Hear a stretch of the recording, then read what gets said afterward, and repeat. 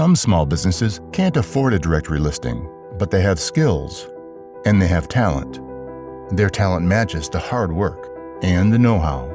Their workplace can be from the kitchen or a van. The business might be set up in a home or a garage.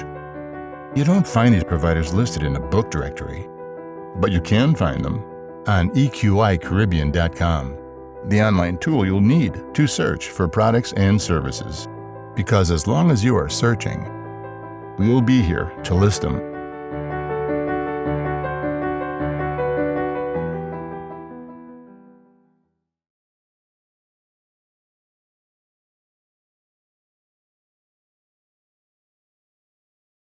Yes, we are here again, court in session. If you want a haircut, you would not go to Undertaker. So if you want to really listen to basketball and analysis on the NBA, there's no other place than court in session. And the court now is called to session. And the first up is Avenger number 1, who's here to talk about the West. Then to the East would be, Avenger number 2. I got I thought I'd give you a promotion, but you get the more. Definitely not. Avenger number 1, we talk about the East, and there's no other person to talk about anything about basketball than Mr. Bajan Scout Alan Pinder. So here we go. First up, Avenger number 2. Let me hear you, Keelan. You know how we can start out. We got to be trending down and trending up. Trending down is a very familiar name. You know, the Houston Rockets, they've lost 5 games in a row because, of course. And then the Lakers have also lost 3 games in a row because, yeah, they're not too good right now. Trending up are some teams that we have seen before. The Jazz have won 6 games in a row. The Suns have won 5, and the Grizzlies have also won 5 games in a row. In terms of the standings, not much has really changed. Top 4 is pretty much the same, especially with the Jazz, Suns, and Grizz on winning streak. So not much gap was closed. The Pelicans and the Blazers swapped for the last playing spot. I don't know what they're trying to do. I don't know if they're trying to win, they're trying to make playoffs, whatever. But they're fighting for the last playing spot. I personally hope the Spurs don't get in. So that the Blazers on a 3-game streak. Yeah. But not only Blazers on a 3-game streak, they also signed CJ McCollum to the Pelicans. Yeah, and now the Pelicans trying to win. So I tried to figure out what was the deal there. Somebody want a draft pick, or don't want a draft pick. Who knows what they want at this point? It's New Orleans. Who knows? Yeah. So, but at least they're hopeful that Zion will be back at some point in 2026. So, really and truly, I think that they're really ready for 2026. I don't know, but I know for sure 2026 they'll be ready. The Blazers, really and truly, them will not be back. So the Blazers really looking to get that draft pick and try to see if they can get some people to put around them now. The Clippers made some moves. I don't know. Their moves are mainly for next season, though. I feel it's not really this season. And what is surprising is that they're trying not to win, and they're still better than Lakers. So that goes. That is one of those things that, hurtful. As a person who used to help the Lakers, I know I say used to. Yeah, so we will see what happens in those playing games. I'm looking at after the All-Star break, and we will see who's who. And there's nothing that I don't think that Lakers can bring anything now that I would be surprised with. I'd be surprised if they start to win some games. Yeah, right, they were one of the few moves that didn't make any trades at the deadline or no. They say they're looking at buy market, and I hear they're hoping to get the sweet state with Dragon. But I don't know if that make a lot of sense. Unless they're planning to bench Russ for the rest of the way, then I don't see how that can be. No, I understand how it will help. Gradich is a former all defensive player. He'll definitely shore up that defense. Yeah, that's when he was in his 20s, though. That's when he was in his 20s. Senior citizens don't don't guard anybody these days. One thing I would say about the Durant situation is that he does fit because he's old. Oh, that is true. okay. Well, That is very yeah, true. you got a point. Yeah. That's a good point. So that's the West out there. And I want to highlight a couple more things quick. Right. Just a couple more notes quick before we head on over. Shout out to my player of the week, which is Luka, who averaged 43 points per game this week, 43, 10 and 8, because he had a career high 51 against his favorite team to always play against, the Los Angeles, the Clippers. My team of the week is the Suns, and not because they went undefeated still there on, but because they actually beat the Bulls, 76ers, and the Bucks in this week, which I think is a fairly good 3-game slate. And the All-Star team got picked. And from the West, we had the usual guys, the starters or whatever. But DeJounte Murray got his first All-Star appearance with the injury replacement from Draymond Green. And I think it was kind of well deserved considering the situation. I think he's improved a lot this season. So yeah. That's all. And apart from the fact that he's a Spur, then yeah, I would understand why you would bring his name. So Definitely. that's the West with the Avenger number 1. Sorry, Avenger number 2. Avenger number 1 now we'll talk about the East, and there's a lot of talk about the East because the East had the big blockbuster trade for the man that Avenger number 1 is having an issue with, Ben Simmons. So here you go. I don't have an issue with Ben Simmons. I have an issue with the Ben Simmons tracker. Even though it was mightily clear, it became very, very annoying, especially when it started to sound like he was not going to get traded and they were going to do it more in the off season. I was like, what's the point of the tracker then if he's just going to just sit? If he had not been traded, I would have been so annoyed. And honestly, from a humane standpoint, I'm glad the man just got out of that situation and, got to play basketball. Got to play basketball again. Because really and truly, he's a professional basketballer. And sitting down at home, going crazy, and your boss pointing you all the time is not fun. So, particularly, I'm just glad for humane purposes that he got traded. James Harden apparently, we only found this out after he got traded, but apparently he got what he wanted too. That man clearly wanted. I always find it funny how all the dirty laundry just flies out into the air when after everyone is safely in Philadelphia or Brooklyn. Yeah. So this is what actually but that's the time just break out. Where you just go nicely away. Apparently the problem was that KD wanted to play he wanted to pass in a team sport when really and truly you could just have James Harden dribble the ball 500 times each possession and have him score. That's Houston. And which is funny right there, Rob, because apparently he said when he came to Brooklyn, that he's tired of ISO ball, that he wants to play a team-oriented basketball. So now all of a sudden he was tired of ISO ball in Texas. I get it. Mecca. Well, not the Mecca. The Garden is the Mecca. Close enough. No, the Mecca. Really and truly, the East is crazy, man. Like so many different things happen, but we'll get to that later. For now, all I'm gonna point out is that the Miami Heat are they moved up in the power rankings, of course. They're now 4th overall. Their offense and defense are, I think, at one point they were like top 6 each.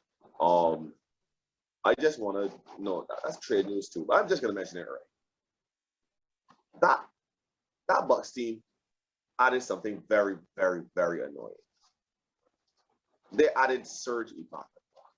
Now, I was sitting pondering, right? What could possibly make the Bucks better? And you can't Serge Ibaka? Yes, what could make them better? They have Giannis who they can run at 5, who can guard 1 to 5 if he needed to. They have Middleton, he's a bucket. Drew Holiday can lock up any point guard in the league. And apparently now all of a sudden Grayson Allen is Ray Allen's nephew, and he's not. But before he was playing his tail off the bench or starting, doesn't matter. Crazy eyes. Bobby is just doing his thing, and That team was just they were already a tough matchup once they were healthy.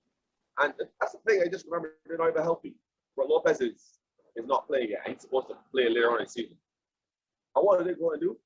They add a more mobile Lopez who can guard guards for sharp spurts. That's the fact that Giannis does not know how to stay in the paint and for them to have shot blocking is very annoying. The fact that Giannis can go on the perimeter and harass people like Jimmy Butler and still have shot blocking in the back with Lopez out. And oh yeah, when D Serge Ibaka goes off, that can still happen when Brook Lopez comes back. They have two shot blockers. Sorry. They have two shot blockers and Giannis. What? That's not even fair. And Drew Holiday. Why do they have Drew? If PJ Tucker was still on that team, I would be annoyed. Yeah, well, that team is you're going that one to win, really. You want to win. But what's funny, Terrell, right, is that this Serge Ibaka trade is kind of unfortunate timing not the Serge, but because the Dante DiVincenzo was part of that trade, right? He was traded away, and then Pat Connaughton now apparently is out for surgery till the end of the season. Not for the rest of the season, but till I think he's scheduled to come back either right before the playoffs or for the playoffs. So they could have really used Dante in this situation, but wait. Hindsight is. Are you telling me that they don't have a guy that they really wanted until the time where it really matters?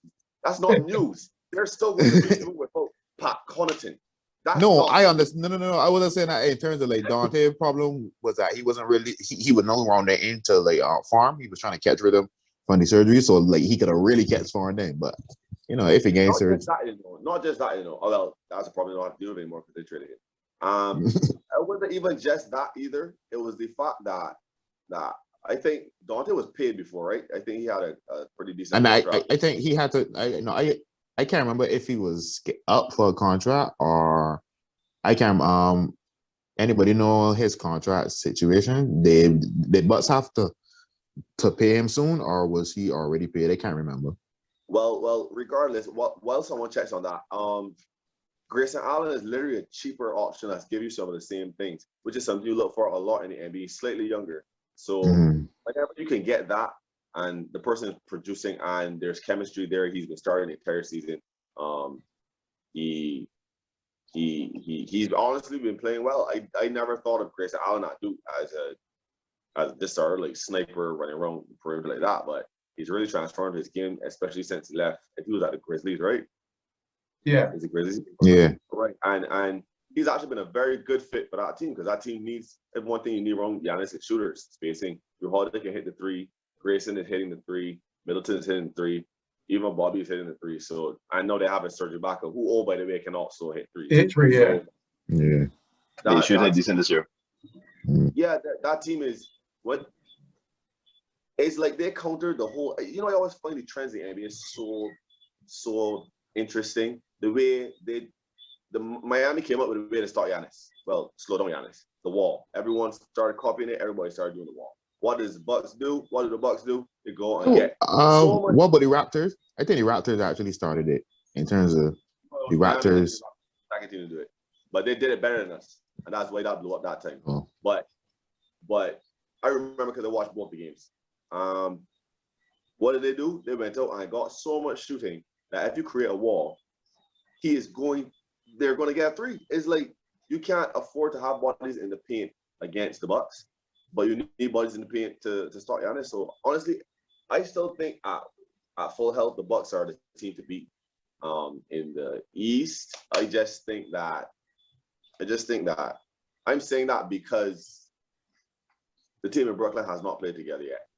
They potentially could be that, but for right now, I feel as though, as much as I love the Miami Heat, and I feel like I have the Bucks in my pocket sometimes, I honestly think just the basketball sense of me is just saying the Bucks are the toughest matchup in the East. Let's put it like that. They're the toughest matchup in the East. They have it would be a tough matchup. Yeah, I would argue that point. I think the Bucks did themselves a favor.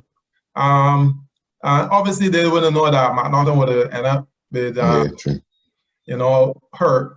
But I think they did themselves a favor. So I expect that they will be there and thereabouts, and whoever want to play the Bucks, good luck to them. And you're asking about the Eventual's contract. Yeah. Yeah. He's on his rookie scale contract, so he'll Also, be a free. Yeah, so I think he'll be. Yes, he has a qualifying offer for next year, then a restricted free agent. So that's basically team friendly stuff. So the team feels Okay. quite comfortable with Yeah, the so he's still on team friendly contract. Yeah, team Well, friendly terms for sure. Well, you know that you can't have a courting session without fantasy, but we know that this week is a short week. Basically, basketball finishing I think Wednesday or Thursday. Wednesday. Yeah, Thursday. Wednesday's the last day, I think. Right. So then Wednesday or and then the Thursday. All-Star weekend, and then you take the off for a week. So it doesn't really make any sense. We taxing the Bajan scout, who is obviously on top of these fantasy stuff, with the fine stuff. But I have a question for him. At the line, we are really talking about some of these trades that happen. So tell me, who you think won the trade with Brooklyn and Philadelphia? Man, I think there are two winners there, but if I had to pick one, I would say Philly is probably the winner. Philly is playing extremely well, and they were missing just that one piece, which was Ben Simmons, his slot, and to replace that with James Harden, a point guard who can shoot, complements Joel Embiid perfectly compared to Ben Simmons. I think I would say that they won the trade for now. Theoretically, you can say that Brooklyn definitely got better, but I mean, theoretically, they had the best big three as well, and that didn't really work out. So I think until we see exactly what their big three comes out to be, I can't say, and I had to pick right now, I would say Philly. Based on what we see from Philly, I would say Philly. Although I think that Brooklyn did themselves a favor as well, because the issue that Brooklyn has is, I mean, apart from James Harden, was, Kyrie Irving playing part-time. I feel that if Brooklyn really want to make a splash, he playing part-time is not going to cut it. Simmons and KD could, hold on the fort, but I can't see how they can win it against somebody like Heat or even Milwaukee, right? Or even the same Philadelphia. Well, consider last year. They almost beat the Bucks with an elite KD and James Harden with 1 foot. Right. I mean, it's hard to kind of look at these things in the past and substitute, but I mean, if you have a healthy Ben Simmons, light player instead of James Harden last year, give you more in defense and still, contributing some on offense. I mean, if KD is at that level, KD and Ben Simmons, they could potentially take you pretty far. But as I said, I mean, you really got to see how that actually look together in the court. Honestly, I feel like those are some bold takes, like some real bold takes. You just added a top 10 defender who can cover everything inside the three-point line by himself, next to two of the scariest scorers in the league, on a team where no one needs to be in the post 24/7. And literally everybody else on the team, besides one named Bruce Brown, who actually has been hitting here and there for free, can shoot threes. This is heaven for Ben Simmons. Let us not forget Ben Simmons cannot shoot. That is it. Ben Simmons can do everything else at an elite level in the NBA. He goes to the hoop and no one can stop him. Kind of LeBron-esque in a way we've never seen. We haven't seen since a young LeBron, not really on Giannis's level because Giannis has like longer limbs and what's not, but Ben Simmons is an unstoppable freight train going to the hoop. If you commit more bodies to him or build the same wall we were talking about with Giannis, he has that Giannis set up now in Brooklyn where Embiid's man does not take 2 steps to the left and helps in the lane. No. You have to worry about LaMarcus Aldridge in the corner, who is a decent three-point shooter. Steph Curry too.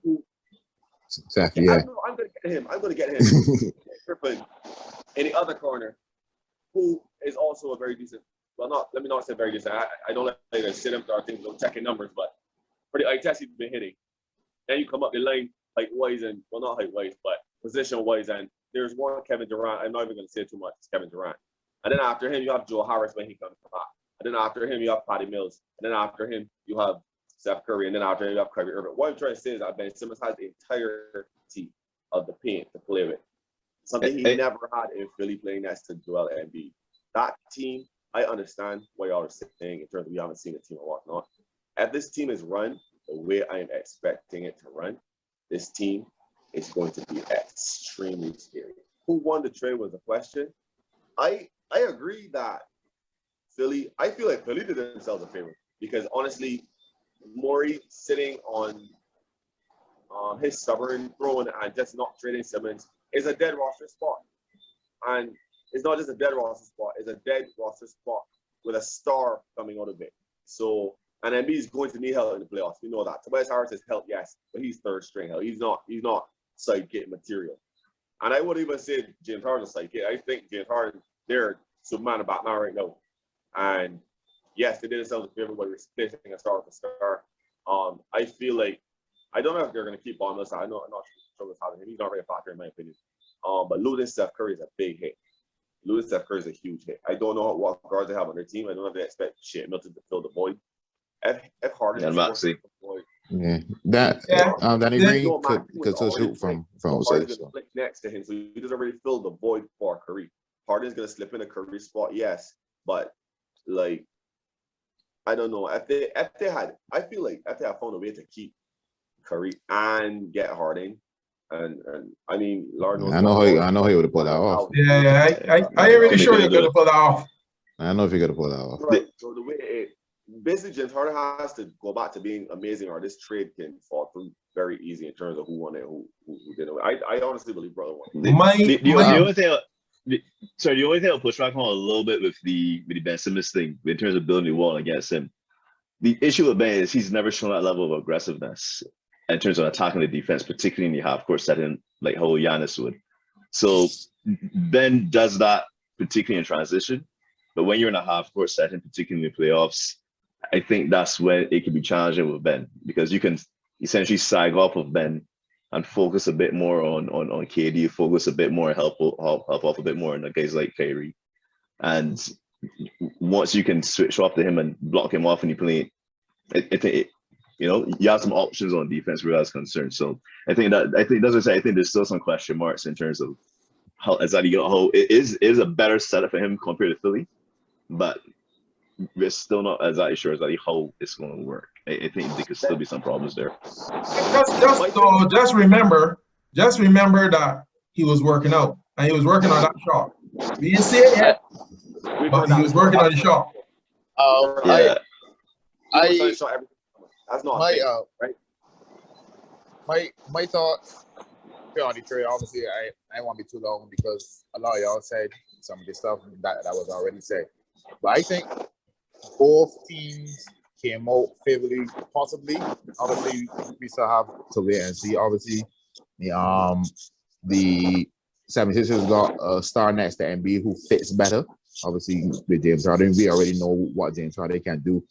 Very motivated, more so not even I say healthy, but motivated, and he seems to be motivated to know that he's out of that situation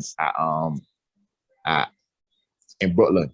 But in terms of the Nets, and the only thing I would say for the Phillies situation is going forward, because they plan to probably extend Harden, is to give him $270 million for a 33-year-old, slightly Asian point guard. In terms of flexibility, if it doesn't work out, like how do you improve the roster? I guess outside of maybe trading Tobias Harris if you can get him moved. So I don't know about flexibility going forward. So I guess this is the team that they have to go forward. I mean, not a bad choice. But they traded two first-round picks, so yeah, so they kind of have to stick. They're 10 toes in. Yeah, and in terms of the Nets, the way how it depends on how he is used, as y'all said, because I think Ben Simmons being used, like his expectations because of his height was that he should be a 20-point scorer next to Embiid. Now, obviously, because of the fit and his mindset, he's not a 20 points per game scorer. He's more of a passer. So obviously, since he didn't meet those expectations, it's like, oh, he's failing. Yes, he wasn't playing all the well, but it was a bad fit too.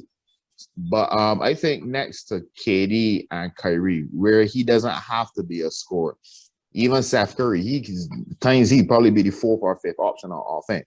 I think him in a Draymond Green role, especially in the pick and roll, how Draymond is that secondary playmaker. He finds the right reads for guys cutting, lobs, and all that. I think in a Draymond Green role, where he isn't expected to be a scoring average 15, 20 points per game, I think he can really excel in that role, along with his obviously amazing defense. I know people might scoff and think Draymond Green because, he's not the sexiest name or whatever. I think that's a low expectation of Ben Simmons. But we all know the impact that Draymond Green has when he's not playing. We see it on the court. We immediately see the Warriors and be like, yeah, they're missing Draymond Green immediately. And he would score 0 points, but have 10 rebounds and 14 assists and like 10 steals or something. So I think if he's used right, the Nets, I think, got better as a team, not necessarily talent-wise. But in terms of a team and fit, I think they got slightly better. Okay, well, that's the rare blockbuster trade. The other trades were just getting salary cap and. That one that was fairly confusing in my opinion. I don't know what is happening. Talk to me, Which guys. one? What are the Mavs doing? You mean by Porzingis? Yes. Yes. Porzingis may not have been the star per se that they wanted next to Luka, but I'd be for damn sure everything Spencer Day really is. I mean, I know Spencer's no coming back from his ACL and I'll give him time, but like he wasn't working well because he was not coming back. Yes, and he was in a kind of a secondary ball handling role with Bradley Beal there. So then you put him in another situation where he's playing secondary ball handle next to Luka and Jalen Brunson. I just think Dallas wanted to get rid of Porzingis. They would have taken bargain checks for him. But to give him up for that, and like people were saying that is a salary now. Spencer Dinwiddie's making more than Porzingis this year or next year. So like I don't know. That move was honestly very confusing. I don't know if anybody else can help me. Well, they're talking about similar salary. Porzingis' contract is more, I believe, because they got Spencer and they also got the shooter from Washington as well. They got both of those contracts. Bertans. I mean, Bertans, as in Spencer. Yeah, they got Bertans. I'm sorry. Yeah, they got Bertans as well. Have you seen Bertans shoot this year? This might be has been horrible this year. Right? My thing is, one thing about the Mavs, I think they're a top defense, right? They are a top defense, correct? I can't remember their numbers right now. I don't know. I think they're decent. I think they're decent. I'm not sure. I think they were supposed to be like first recently or something like that. They were first in terms of opponents' points allowed or some nice defensive stuff like that, right? I always thought that one thing that this team lacked really was another stopper outside, especially for guards outside of.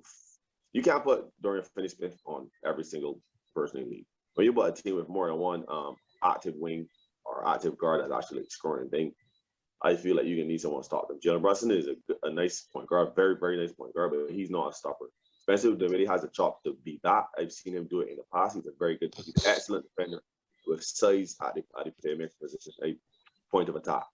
Luka is a terrible defender in my opinion, but I don't know if he's a good team defender like Curry, like he's just bad on ball and better as a team defender. I don't know. I think he's been trying a little bit more. Actually, Dallas got the best defense, basically. They got the best, right? Yeah. Right. But that's they say the best defense, the holding the opponents to a lower score. So the field points are low. Yeah. Right. I'm pretty sure it was something like that. My thing is in the playoffs, they're going to need individual stoppers. And I just said you can't put Dorian Finney-Smith on everybody. And no one else on that team really has the chops to go out there and stop an elite guard or another elite wing. I didn't even know they got Bertans. To me, that's good. You get something that Porzingis as well, not really being Porzingis. So wait, they only give up Porzingis, or is Porzingis have someone else? Just Porzingis, I believe. It's just Porzingis. But I think when the guys at ESPN made a good comment though about Porzingis. So yeah, he's known as a unicorn because he's a unique talent. But, yeah, I saw that. Yeah, but you hard to see unicorns as well, and I think that's the issue. Luke, he's always been injured, so I think they decided to get some guys that they will be available at least. I think. I think that's when they did want some more help, a little more creation nets to Luka. I think they think that Spencer can give them a little bit more of that creation as well. So I don't know. I feel like they could have did a little better, in my opinion. I'm sorry. I just think they could have did a little better. Honestly, Porzingis is putting up shots and stuff, but like for the eye test, every time I watch a match, like he's not that impactful in terms of NBA in an NBA game. He's not like crazy impactful. He never has been since he's been to the match. Because I saw him start straight once and then he got hurt again. So again, it comes back to availability. I mean, Spencer Dinwiddie is not the most available person either. He gets hurt quite often as well. Bertans catches his form. Then might as well not trade because we know what Bertans can do. He's one of the players that can pull up for the logo. His shot selection is me though. His shot selection. Yeah, he's on a terrible contract now though, given his production last couple of years. So the injury. So when that man gets off, he will be perfect for that man team. So they get not only someone to potentially fill the void Porzingis left in terms of being a tall guy that doesn't play defense and can shoot from the perimeter, and they also get a stopper. So in my opinion, I think stopper. We'll see. We'll put it. It's not a bad trade for the I don't know. I've seen Spencer play this year. I know in theory the name sound like it's not that bad a trade, but based on what I've seen from the guys this year, I know. As I said, Porzingis not like he was playing the best at times and availability, but what I see from Bertans and Spencer this year, I don't know. But Spencer remember, really remember he was not well liked in the Wizards dressing room, so that may have affected his play. Because if you're not one of the guys, you kind of play. So let me hope that he move over to the West and that he plays with Luka and that he comes off the bench and be a star, hopefully, for the Dallas Mavericks. So we'll hold out hope that they really will not be thin. So basically, that's about it for the trades. I don't think there's any other trade that would make any sense. I heard that Lakers in the buyout market, so I don't know who they plan to buy or who they're going to owe. But they said in the buyout market. However, now on quarter session, we have to go to our pick 5. Last week was not a very good week for some people. Last week was a very good week for our Avenger number 2. For the first time since we start pick 5, he actually picked 4. That one. It don't really happen regularly. Oh, I know. He actually picked the Spurs and the Spurs won. So that is what we say is, like they say, the sun is shining on somebody at some time. So, well, that was your moment, your 15 minutes of fame. Sorry, 50 seconds of fame. So now we're back to normal. So this week is a short week. So we are having 3 games on Wednesday that we can try to pick from, and then 2 games on Thursday. So first game on Wednesday we are going to talk about is Brooklyn at New York. Brooklyn at New York. Well, Kyrie can't play. Oh yeah, it's New York. Yeah. I mean, Saffron Drummond there. The next, like in theory, you should obviously pick the next, but the next is just the next. Like, somebody can be It's for me, not man. frustrating. I don't know because So, there's so who you going with? I Avenger number one, because Avenger number two struggling. confused. Look, this is I just feel like I have the opinion that moves, especially like moves to get out people that don't want to be there, give teams life. So I think that they're gonna ride a wave and Nets are gonna win that one. I feel like they're gonna win a couple games in a row. So you At go some with point Brooklyn. when they get acclimated, yeah. Okay. So what about you, Major Scout Alan Pinder? I'll go with you next on this one. Hey, Okay. yeah, Rhino Go seems to be with playing a little better recently. what about you now? Now we get back to you, Avenger number two. Nets. I don't know. New Okay, Jersey so you Nets. go with Any Nets. kind of, I don't even know how this I picked the Nets. I picked the Nets because I write them down first on the paper, so I just picked them. Portland at Memphis. Portland at Memphis. Memphis. That is an interesting game. Portland is Yeah. on a 3-game winning streak, and Memphis is on 5 games winning streak. So Doesn't matter. that should be interesting. Which business is this like from 08 with Aldridge, Banner Roy, Okay, and so think I can take it that because- you're going with Memphis. Memphis? Yes. I'm Memphis also or going to go with Memphis. What about you there, Major Scout? yeah, Memphis as well. Have you ever all hit the same team? Yeah, twice last week. Yeah. That feels strange. And so you're going with Portland, Tehran? No. Okay. And then we have Denver at Golden State. And Golden State is on a 2-game losing streak or 1 game. So they only lost 1 game, sorry. So Denver at GSW. I always pick GSW over anybody else. So What's that? I will pick GSW over anywhere else besides the Heat. Okay, so they're all going with GSW. I am going to go with GSW too, simply because they're in the US and I can't really Sure. have the Lakers no more. So what about you there, Alan, Bajan Scout? Yeah, they're hard to beat in Oracle. So yeah, I'll go with Warriors as well. Right. What about you, Keelan? I know you're my Bucky train. Let me hear. Yeah. I'm actually gonna pick the Nuggets for this one just because. Okay, you're going with the Nuggets. That's a good Just call. because. Just because. Okay, so we got 2 games on Thursday.